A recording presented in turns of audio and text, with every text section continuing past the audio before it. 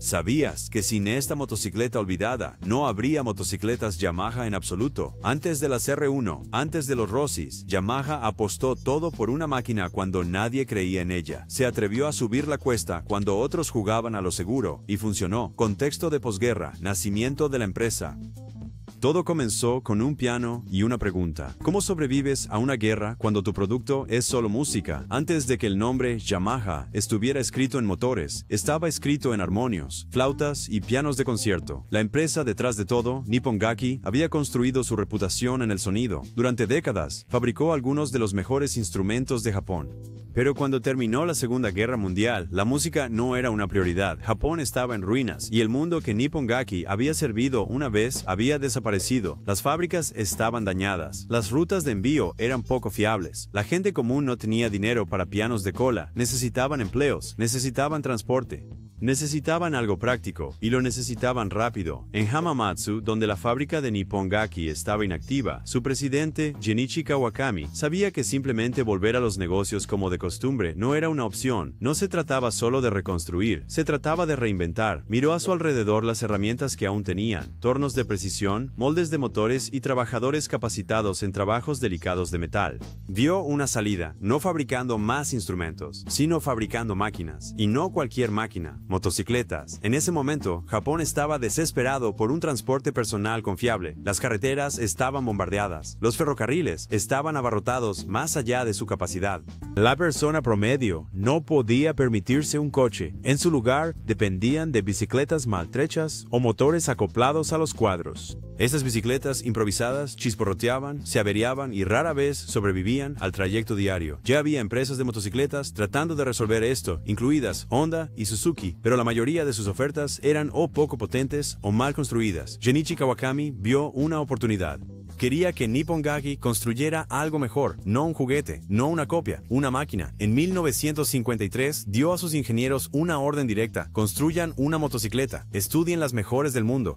Empieza con algo conocido y mejóralo. Su equipo, entrenado para construir flautas y trompetas, no estaba exactamente entusiasmado, pero escucharon. Comenzaron a examinar un diseño que se había convertido en un modelo global, el DKW RT 125 alemán. El DKW era simplemente de dos tiempos, un solo cilindro, con una sólida reputación. Después de la guerra, su diseño se hizo ampliamente disponible como parte de las reparaciones de guerra. Harley Davidson lo copió. También lo hizo BSA en Gran Bretaña.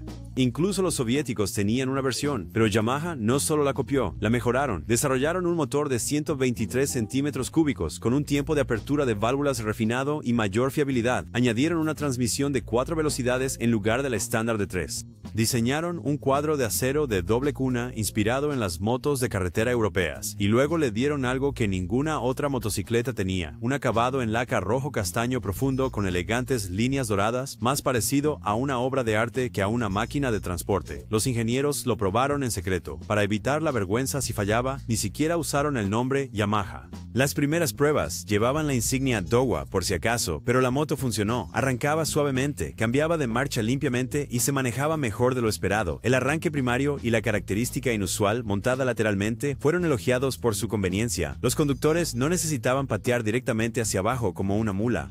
Podían ponerlo en marcha y salir. En febrero de 1955, el prototipo se convirtió oficialmente en la Yamaha GA1, y para el 1 de julio nació una nueva empresa, Yamaha Motor Co. Ltd.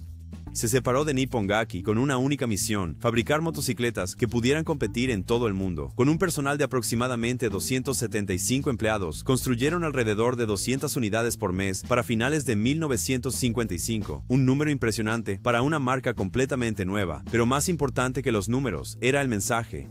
Esto no era solo un fabricante de instrumentos experimentando con motores. Esta era una empresa lista para construir máquinas serias.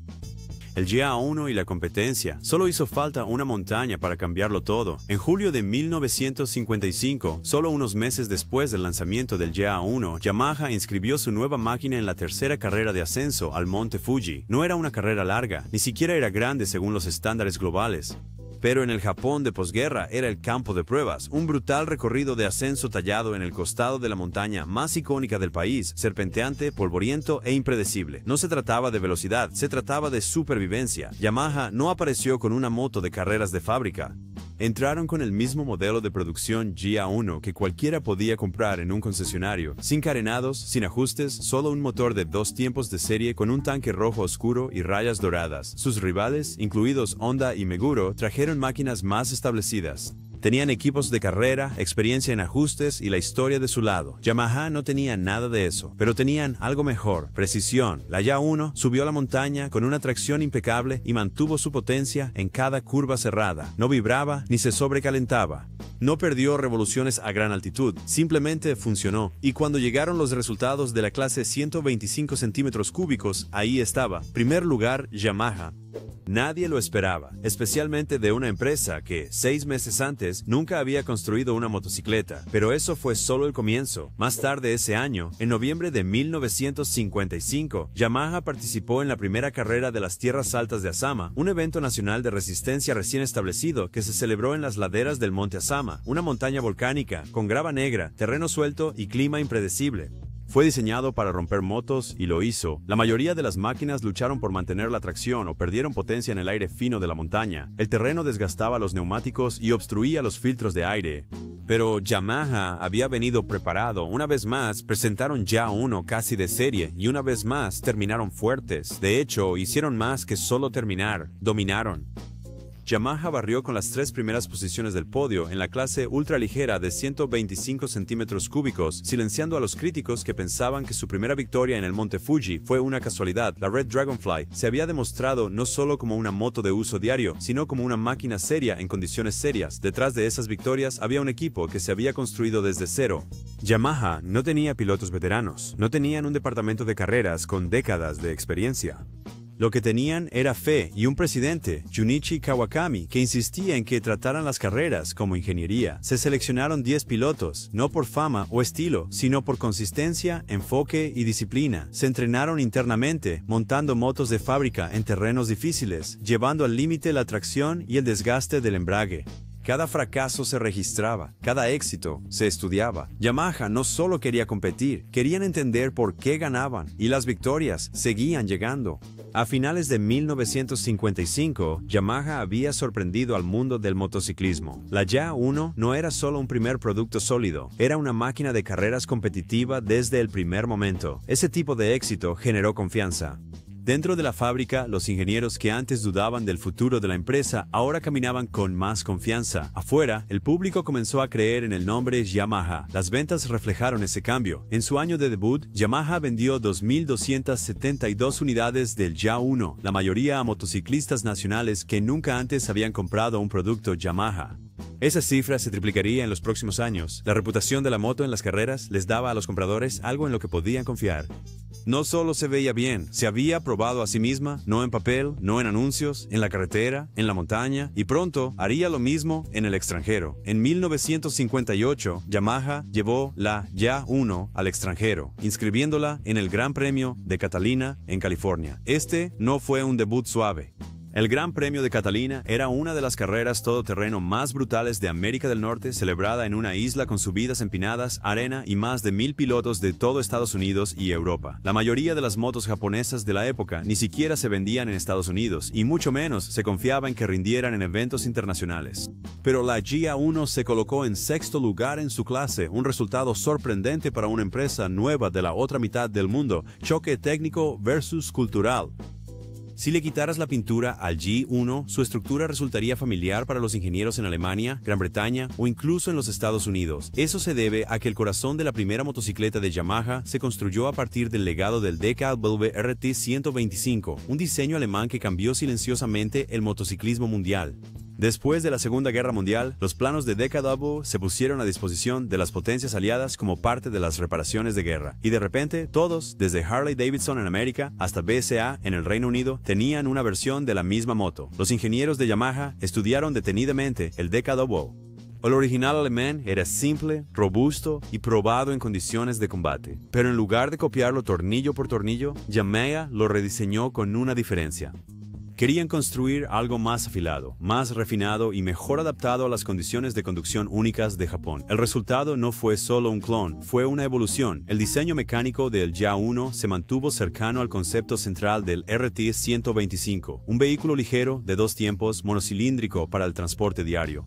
Pero casi todos los detalles fueron mejorados. Primero, Yamaha añadió una transmisión de 4 velocidades, mientras que la mayoría de sus competidores, incluyendo Honda en ese momento, todavía usaban 3. Esto le dio al YA1 mejor control a diferentes velocidades, especialmente en las carreteras rotas y pendientes empinadas de Japón.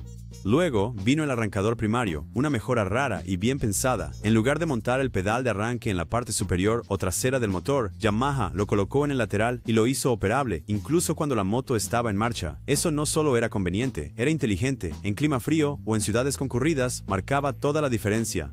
La suspensión también recibió atención. La YA1 utilizaba horquillas frontales telescópicas y una suspensión trasera de tipo émbolo, lo que permitía un recorrido vertical limitado mientras mantenía el cuadro compacto y resistente. No era una configuración de carrera, pero era dramáticamente mejor que los cuadros rígidos que todavía usaban muchos fabricantes japoneses a mediados de los años 50. Cada componente era limpio, eficiente y fabricado con precisión. Se podía sentir el trasfondo de la compañía en instrumentos musicales. Había una especie de armonía mecánica en cómo el motor, la caja de cambios y el cuadro trabajaban juntos. Pero a pesar de toda esa innovación, la YA1 no lo parecía. Mientras las motos británicas llevaban tanques negros elegantes y asientos bajos, Yamaha lanzó una máquina en un profundo rojo castaño con franjas doradas y cromo pulido. Las curvas eran elegantes, casi delicadas, más como un violonchelo lacado que una motocicleta rugiente. Los motociclistas inmediatamente le dieron un apodo, Akitombo o Libélula Roja.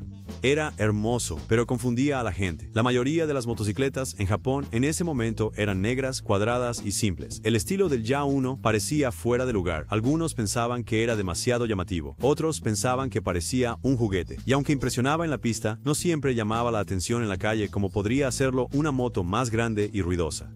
Y luego vino el precio. En 1955, la YA1 se vendía por alrededor de 138,000 yenes, en un momento en que el salario mensual promedio en Japón era menos de 10,780 yenes. Eso la convertía en una inversión seria. Muchos compradores eligieron motos más baratas y toscas, que simplemente cumplían con su función, aunque no fueran tan refinadas. Esta discrepancia entre la brillantez de la ingeniería y las expectativas culturales hizo del YA1 un paradoja. Los motociclistas lo respetaban, pero no siempre lo deseaban. Era confiable, pero no gritaba rebeldía. Era preciso, pero no era ruidoso. No perdía aceite, no vibraba, simplemente funcionaba. Y en una cultura motociclista que aún romantizaba el peligro y la suciedad, eso no siempre era suficiente. Carreras más exportación, más evolución. La Libélula Roja no voló sola por mucho tiempo. Después de las sorpresivas victorias del YA1 en el monte Fuji y Asama, Yamaha sabía que no podían detenerse con solo un modelo. El mundo de las motocicletas estaba cambiando rápidamente y la competencia no se estaba desacelerando. Para mantenerse a la vanguardia, Yamaha tuvo que evolucionar rápidamente y de manera deliberada. El siguiente capítulo llegó en 1957 con el lanzamiento del YA2. A primera vista, se parecía mucho al original, mismas curvas elegantes, mismo tamaño general, pero debajo era una máquina diferente. El motor se incrementó ligeramente y presentaba un cilindro de hierro fundido más robusto, lo que lo hacía más adecuado para un uso rudo. Yamaha también cambió de una suspensión trasera de émbolo a un sistema de brazo oscilante, un gran avance en manejo y comodidad. La YA2 mantuvo el acabado en laca roja, pero no fue solo una actualización estética. Esta moto era más refinada, más duradera y estaba dirigida a los conductores cotidianos que querían rendimiento sin sacrificar la fiabilidad. No ganó los mismos titulares que el YA1, pero ayudó a Yamaha a solidificar su reputación con los clientes. Luego vino el Libe1, una versión más accesible del YA2 que redujo peso y costo mientras mantenía el mismo ADN. Se convirtió en la opción preferida para los nuevos motociclistas que querían la calidad de ingeniería de la línea YA1 sin el alto precio. Piénsalo como la primera motocicleta de nivel de entrada de Yamaha, sin las concesiones habituales. Y luego, en 1956, llegó la IC1, una mejora seria en potencia e intención. Con un motor de 174 centímetros cúbicos, empujó a Yamaha a una categoría de mayor rendimiento. Seguía siendo de 2 tiempos, seguía siendo fiable, pero ahora con más fuerza. La IC1 marcó una clara transición. Yamaha ya no solo estaba fabricando motocicletas ligeras, se estaban expandiendo, y rápidamente, pero la evolución no se trataba solo de números de modelos, se trataba de geografía, y Yamaha tenía la mira puesta al otro lado del Pacífico. En unos pocos años, las motocicletas Yamaha se vendían oficialmente en los Estados Unidos, y el impulso siguió creciendo desde allí, pero mientras los planes de exportación se expandían, el corazón de Yamaha seguía en las carreras. Ahí fue donde todo comenzó, y Genichi Kawakami nunca lo olvidó. En lugar de tratar las carreras como un truco de marketing, redobló esfuerzos. Él creía que lo que Yamaha aprendiera en la competición daría forma a cada moto que construyeran para la calle. Así que Yamaha creó un departamento de carreras formal, no un proyecto secundario, no un pasatiempo de fin de semana. Una división completa encargada de desarrollar máquinas competitivas y entrenar a pilotos que pudieran llevarlas a la victoria. Esto no era común en ese momento. La mayoría de los fabricantes o patrocinaban carreras o ajustaban motocicletas de producción. Yamaha construyó nuevos modelos pensando en las carreras, desde la geometría del cuadro hasta la sincronización de los puertos. Probaron cada innovación en condiciones reales. Si fallaba en la pista, no llegaba al salón de exhibición. Desde subidas de colinas en Japón hasta motocross y carreras de carretera en el extranjero, la presencia de Yamaha en las carreras se expandió rápidamente. Los pilotos comenzaron a confiar en la marca no solo por su reputación, sino porque habían visto a las motos ganar una y otra vez. A finales de la década de 1950, Yamaha no era solo una empresa de pianos que fabricaba una motocicleta de vez en cuando. Eran una empresa de motocicletas, punto, y apenas estaban comenzando, porque fue olvidado. El Ya-1 no fue construido para ser olvidado, pero eso es exactamente lo que sucedió. A pesar de toda su innovación, a pesar de todas sus victorias en carreras, la moto que lanzó a Yamaha a la historia del motociclismo lentamente se desvaneció en el fondo. No se descompuso, no falló en la pista, ni siquiera fue reemplazada de la noche a la mañana. Fue algo más silencioso, más lento, inevitable. Quedó eclipsada. A finales de la década de 1950, las motocicletas estaban cambiando rápidamente. Los motociclistas no solo buscaban algo confiable, querían más potencia, más velocidad y más motor. El motor de 125 centímetros cúbicos de 2 tiempos que había llevado a Yamaha al Monte Fuji empezó a parecer pequeño, incluso en su propia categoría.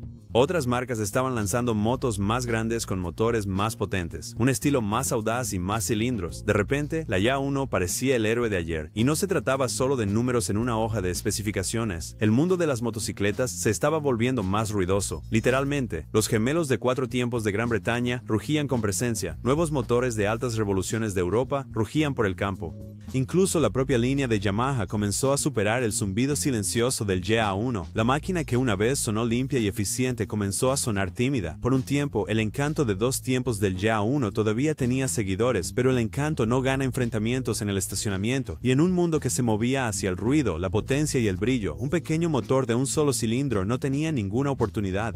Ahí fue cuando la verdadera brecha comenzó a mostrarse, no en el rendimiento, sino en la percepción, porque el Ya-1 no solo era técnicamente modesto, no parecía peligroso, y para un número creciente de motociclistas de la posguerra, eso era un problema. No querían algo que fuera educado, buscaban arrogancia. Las expectativas culturales estaban cambiando. Las motocicletas ya no eran solo herramientas, eran declaraciones, y la Ya-1 no gritaba rebeldía, no rugía por la calle, ni atraía miradas en un semáforo. Su pintura rojo-castaño y las líneas doradas parecían elegantes, incluso delicadas, en una era que estaba adoptando tanques negros, tubos de cromo y posturas agresivas. Esta era la era de la actitud. Los motociclistas querían motos que parecieran que podían meterse en problemas. La Ya-1 parecía que podría ofrecerte una taza de té. Incluso Yamaha parecía darse cuenta. A finales de la década de 1950, la empresa estaba cambiando rápidamente, lanzando modelos como el AC1 y más tarde la serie IDS, que tenía bordes más afilados, motores más grandes y más impacto visual. La libélula roja, que una vez fue un símbolo orgulloso, fue dejada de lado silenciosamente. Pero no fue solo la imagen lo que empujó al Ya-1 a la oscuridad. También fue la economía. Como mencionamos antes, cuando la moto se lanzó en 1955, se vendía por alrededor de 138,000 yenes, en un momento en que la mayoría de los motociclistas de clase trabajadora ganaban menos de 15,000 yenes al mes. Eso convirtió a la GI1 en un producto premium en un mercado que no estaba listo para ello. Honda y otras marcas locales ofrecían motos más pequeñas y sencillas que no tenían la misma calidad de construcción, pero tenían una gran ventaja: eran baratas. Para el comprador promedio, eso era suficiente. Incluso cuando Yamaha lanzó versiones de menor costo como la EB1, la original GI1 mantuvo su reputación como una máquina boutique, demasiado refinada para la calle, demasiado silenciosa para la escena escena, demasiado cara para la mayoría. Y la competencia no esperó. Marcas como Honda, Suzuki e incluso importaciones extranjeras estaban inundando el mercado con modelos que parecían más atrevidos, costaban menos y prometían más emociones por viaje. Los motociclistas no comparaban metalurgia o diseño de cárter, comparaban apariencia, volumen y precio.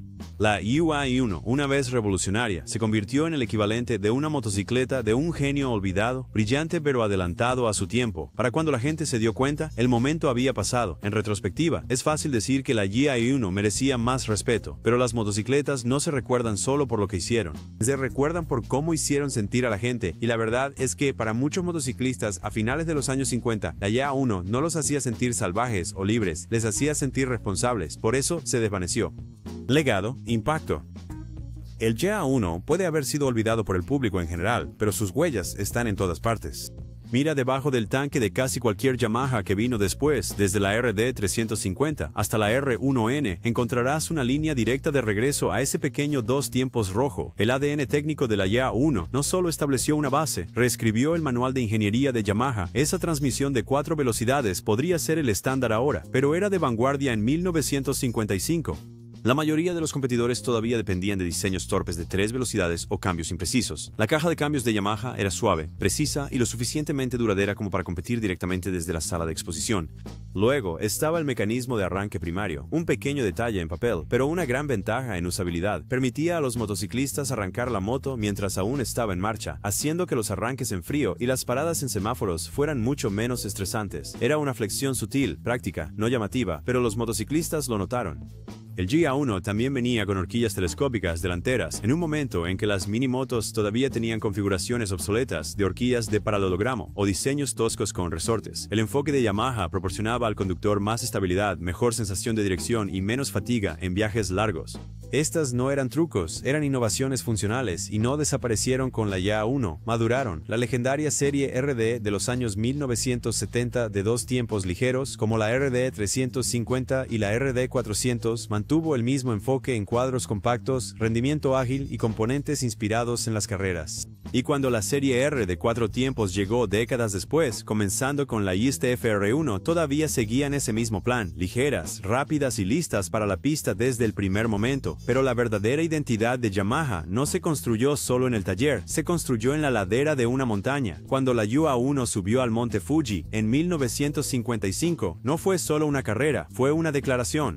Esa victoria le dijo al mundo que a Yamaha no solo le importaba construir motocicletas, sino también probarlas, demostrarlas, llevarlas más allá de lo que la hoja de especificaciones decía que podían hacer. La barrida de seguimiento en la carrera de Asama Highlands solo fortaleció ese mensaje, sin trucos, sin ajustes, solo fabricación de precisión, ingeniería cuidadosa y un enfoque obsesivo en la calidad. Esas carreras fueron el nacimiento de algo más grande, la cultura de carreras de Yamaha, y a diferencia de muchos fabricantes que trataban las carreras como un pasatiempo o un truco de marketing, Yamaha lo tomó en serio. Crearon un departamento de carreras dedicado, contrataron pilotos de prueba, recopilaron datos, cada carrera era un laboratorio. Esa mentalidad de priorizar las carreras se mantuvo. Hoy en día, las motos de MotoGP de Yamaha, los campeones de motocross y los corredores de resistencia trazan su actitud hasta las subidas de colina de la libélula roja. Ganar no se trataba de fuerza bruta, se trataba de equilibrio, claridad y ejecución. Japón tomó nota. Así lo hicieron ingenieros, coleccionistas e historiadores. En reconocimiento a su influencia, la YA1 fue oficialmente incluida por la Sociedad de Ingenieros de Automoción de Japón, JSAE, como uno de los 240 hitos de la tecnología automotriz japonesa. Esa lista incluye innovaciones como el Toyota 2000 GT y la Honda CB750. Para una motocicleta de primera generación de una empresa conocida por pianos, lograr eso no fue solo una validación, fue un legado, pero quizás el mayor impacto del YA1 fue lo que demostró fuera de las carreras y fuera de la ingeniería, mostró al mundo que una empresa nacida del sonido podía dominar el movimiento. En ese momento, nadie habría creído que las personas que fabricaban órganos de lengüeta en Hamamatsu un día desafiarían a las mejores motocicletas del mundo, pero lo hicieron, y lo hicieron rápido. Dentro de 3 años del lanzamiento del YA1, Yamaha se había convertido en un serio competidor global. En 10, estaban vendiendo motocicletas en todos los continentes. En 20, estaban ganando carreras contra los nombres más grandes de Europa. El YA1 hizo eso posible. Estableció el tono de cómo operaría Yamaha. No seguir tendencias, no tomar atajos, solo construir la mejor máquina posible, incluso si nadie estaba mirando. Si llegaste hasta aquí, nos encantaría saber de ti. ¿Cuál crees que es la moto más subestimada de Yamaha? Deja tus pensamientos en los comentarios. Y si disfrutaste este recorrido por la historia, dale a me gusta, suscríbete y gracias por vernos.